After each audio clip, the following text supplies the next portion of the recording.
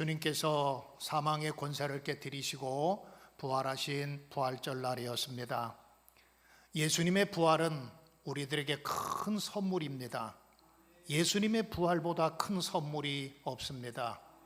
왜냐하면 예수님의 부활이 없었다고 한다면 우리는 아직도 죄 가운데 있을 것이고, 예수님의 부활이 없었다고 한다면 우리의 믿음도 헛것이고, 여전히 우리는 아직도 멸망과 저주 가운데 있었을 텐데, 예수님께서 부활하심으로 인해서 죄와 죽음에서의 승리의 메시지를 우리에게 주셨고, 또 부활의 첫 열매가 되셨기 때문에 우리도 부활의 소망을 갖게 되는 것입니다. 사랑하는 성도 여러분, 예수님 부활의 기쁨을 누릴 수 있는 저와 여러분이 되기를 주님의 이름으로 축원합니다. 부활하신 주님은 마리아와 그리고 여인들을 먼저 찾아오셨습니다.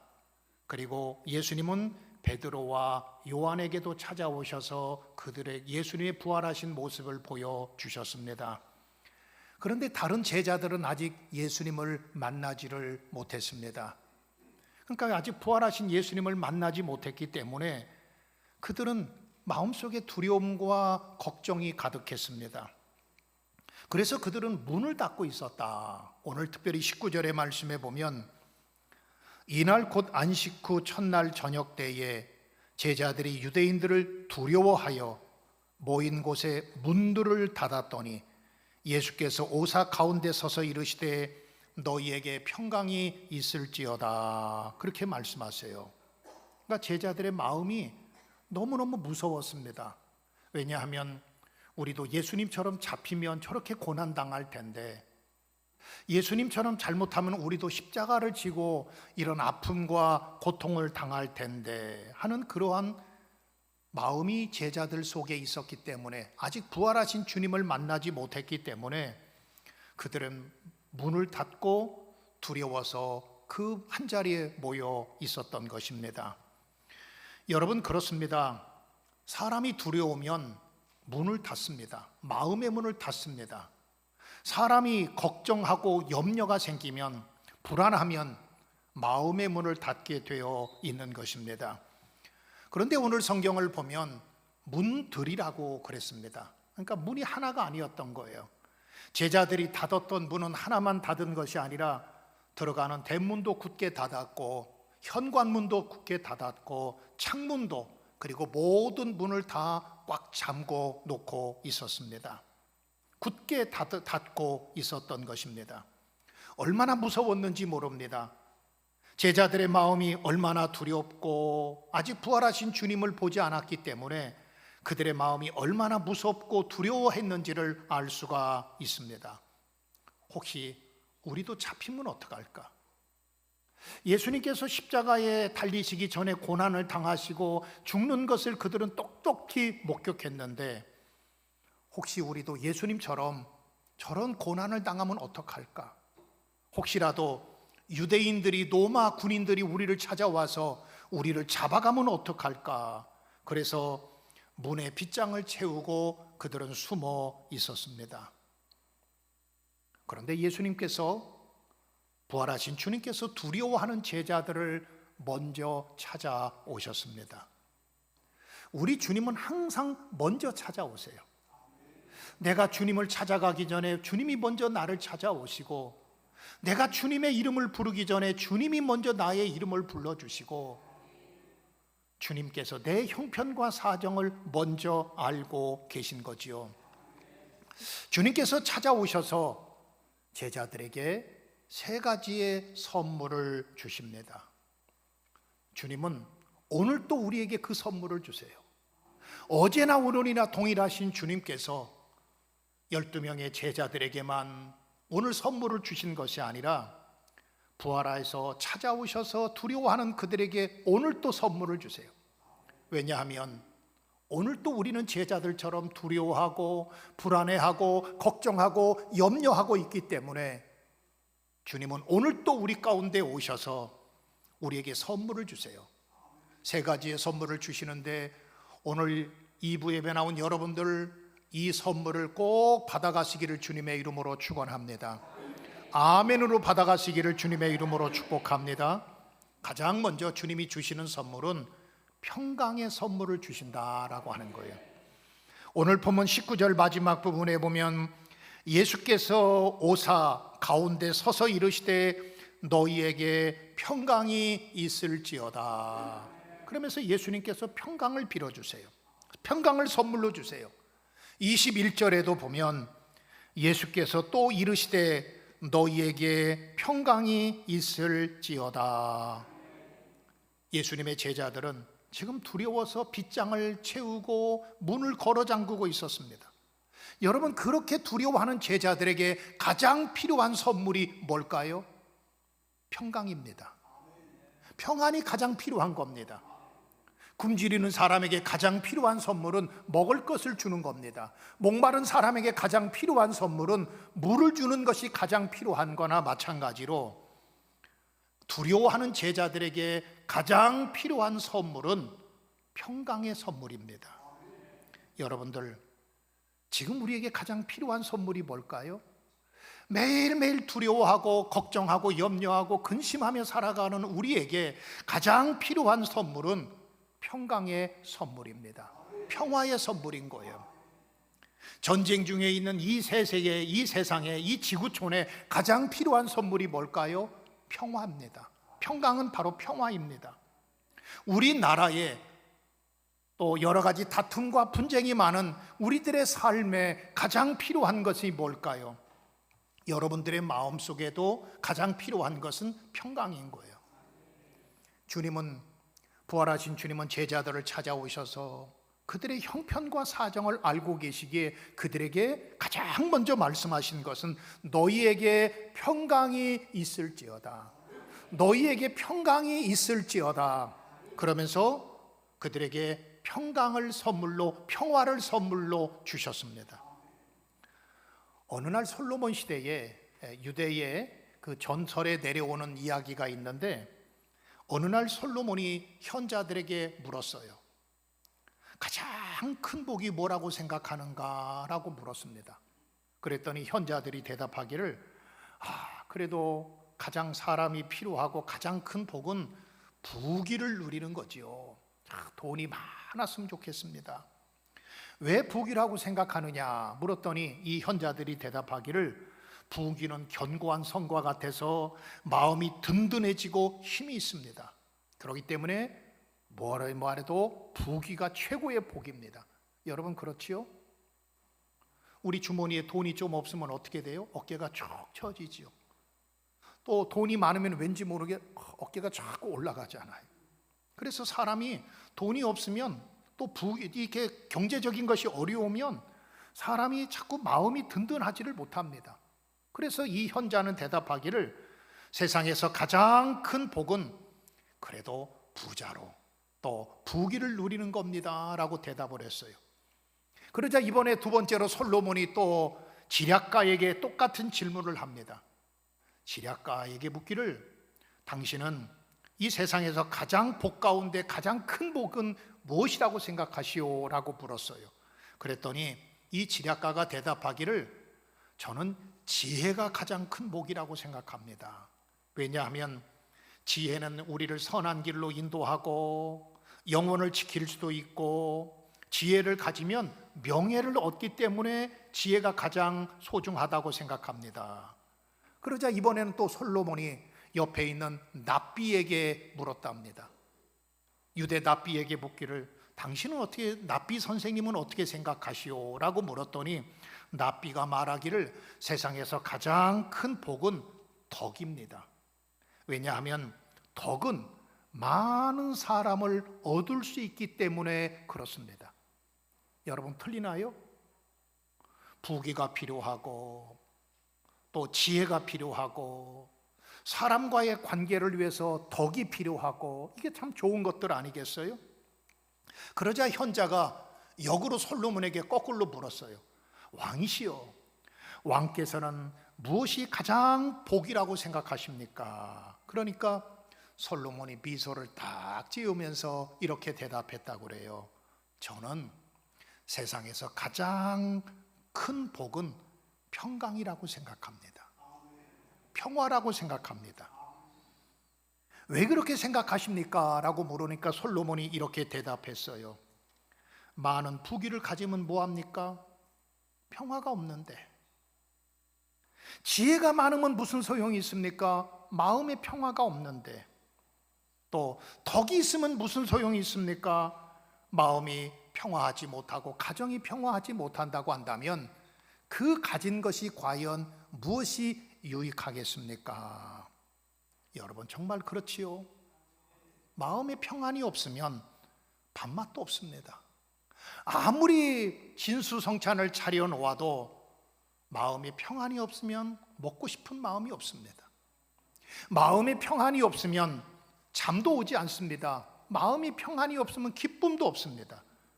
평안이 없는 돈도, 평안이 없는 건강도, 평안이 없는 학벌도, 평안이 없는 인기도, 평안이 없는 명예도 다 소용이 없는 겁니다. 주님은 제자들이 가장 소중한 것이, 가장 필요한 것이 무엇인지를 알고 계셨기 때문에 주님은 제자들에게 평강이 너희에게 평강이 있을지어다, 평강을 선물로 주신 것입니다. 요한복음 14장 27절에서 예수님은 이렇게 말씀하십니다. 평안을 너희에게 끼치노니 나의 평안을 너희에게 주노라. 내가 주는 평안은 세상이 주는 것과 같이 아니하다 그랬습니다. 두려워하는 제자들, 근심과 걱정과 염려와 그리고 불안해하는 제자들에게 평강을 선물로 주신 주님께서 오늘 우리도 똑같이 두려워하고 있지 않습니까? 내게 큰 질병이 찾아올까 두렵고, 또 경제적인 어려움이 찾아올까 두렵고 불안하고 염려와 근심 가운데 살아가고 있는 우리에게 부활의 주님은 오늘 또 우리에게 찾아오셔서 평강을 선물로 주시는 줄 믿습니다.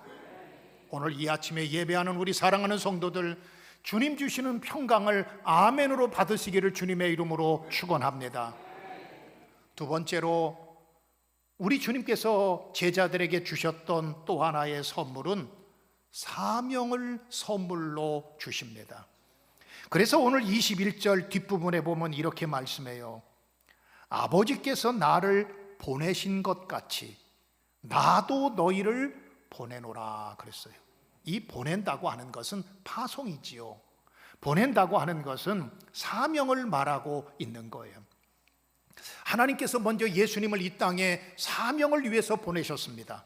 예수님이 받으셨던 사명은 인간을 구원하시는 사명입니다. 예수님이 부활하시고 예수님이 받으셨던 사명은 십자가에 죽으시고 부활하셔서 사람을 살리고 잃어버린 영혼을 찾기 위한 사명을 갖고 이 땅에 예수님은 오셨습니다. 그런데 그 주님은 다시 우리들을 보내셨어요. 아버지께서 나를 보내신 것 같이, 하나님이 나를 보낸 것 같이 나도 너희를 보내노라. 땅끝으로 복음을 증거하기 위해서 보내노라. 세상의 빛과 소금이 되게 하기 위해서 보내노라. 이 세상을 변화시키기 위해서 너희를 보낸다. 우리를 보내주신 거예요. 그렇기 때문에 하나님께서 우리에게 주신 사명은 선물입니다. 우리 한번 다 같이 따라 할까요? 사명은 선물입니다. 그래요. 어떤 사명이든지 하나님께서 내게 주신 사명은 선물입니다. 사람의 종류는 흔히 세 종류가 있다고 말합니다. 하나는 그냥 되는 대로 사는 사람이에요. 인생의 목적도 없고 인생의 방향도 없고 그냥 되는 대로 이렇게 사는 사람들이 참 많아요. 되는 대로 살아가요. 그 다음에 두 번째로 또 한 종류의 사람이 있는데 이 사람은 자기 자신을 위해서 사는 사람이랍니다. 자기 이익을 위해서, 자기 중심적으로 자기 성취와 자기 꿈을 이루고 성공을 위해서 그리고 살아가는 거예요. 이런 사람도 참 많아요. 여러분은 어떤 종류의 사람이라고 생각하십니까? 그냥 되는 대로 그냥 인생 살아가는 거예요. 또 하나는 나를 위해서 살아가는 거예요. 어떻게든지 우리 가정, 나만을 위해서 살아가는 사람이 있는가 하면 세 번째 사람은 사명을 위해서 사는 사람입니다. 사명이라고 하는 것은 내게 주어진 임무, 내게 주어진 일, 내게 주어진 인생의 목적을 위해서 사는 것입니다. 인생을 사명에 의해서 살고 사명에 의해서 죽는 사람, 이게 사명을 위해서 사는 사람입니다. 이런 사람은 참 무서워요. 그러니까 여러분, 세상에서 가장 무서운 사람은 사명 때문에 사는 사람이에요. 어떤 유혹에도, 이렇게 사명으로 사는 사람은 어떤 유혹이 와도 흔들리지 않습니다. 어떤 시험이 와도 넘어지지 않습니다. 어떤 고난이 와도 견디고 이깁니다. 사명에 사는 사람은 7번 넘어져도 8번 다시 일어섭니다. 사명을 사는 사람은 인생에 분명한 목적과 방향이 있습니다. 삶의 그 사명이 그 사람의 삶의 원동력이 되고, 사명이 그 사람의 가슴을 뛰게 만듭니다. 그러니까 사명으로 사는 사람은 기쁨이 있어요. 제가 언젠가요, 지난번 교회에서 예전에 어느 기관에서 저보고 이사를 맡아달래요.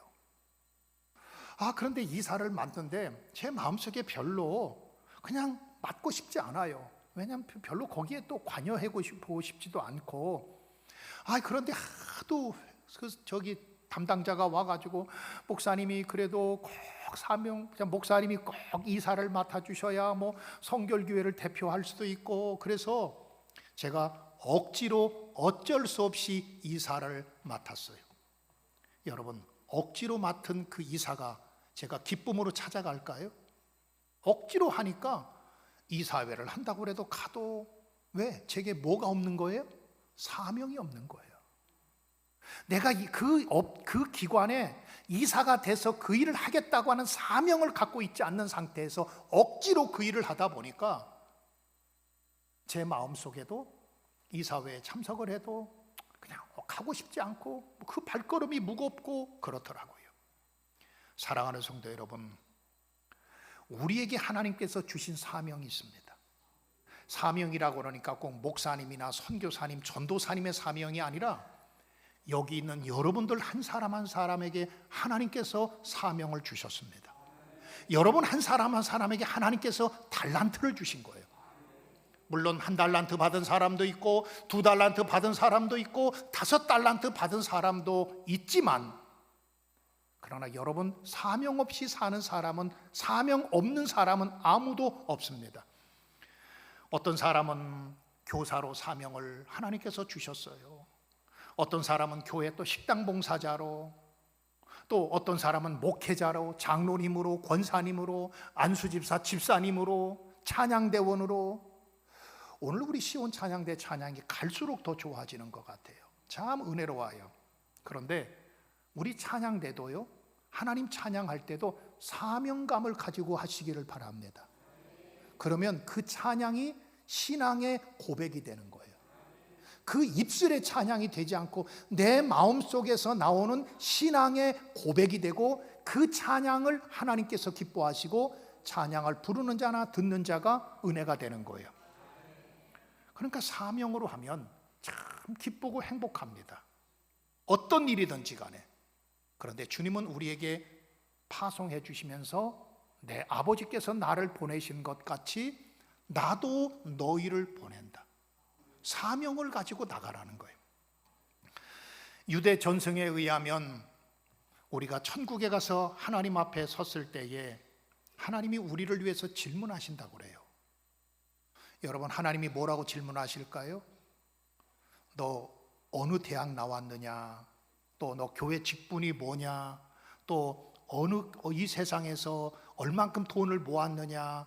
그걸 질문하지 아니하시고, 하나님께서 우리에게 질문하시는 것은 너는 세상에서 어떻게 살았느냐?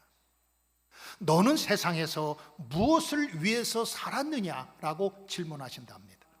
이 말은 바꿔 말하면, 내가 과연 이 땅에서 사명을 위해서 살았느냐, 사명을 위해서 살았느냐라고 질문하시는 거예요.